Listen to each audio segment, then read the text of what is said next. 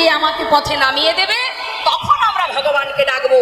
এবং শুধু তাই নয়, তখন বলবো হে প্রভু তুমি আমার সব, তুমি ছাড়া আমার কেউ নাই।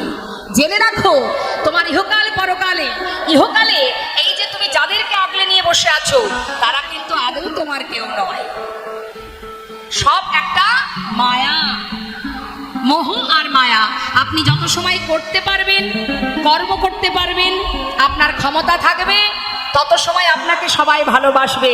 যেদিন আপনার ক্ষমতা শক্তি ফুরিয়ে যাবে, সেদিন দেখবেন আপনার পাশে আর কেউ নাই, কিন্তু একজন থাকবে, মা, যে আপনাকে পাঠিয়েছে, যে জন্ম থেকে মৃত্যু পর্যন্ত তোমারই কাছে আছে, ছায়ার মতো তোমার কাছে আছে।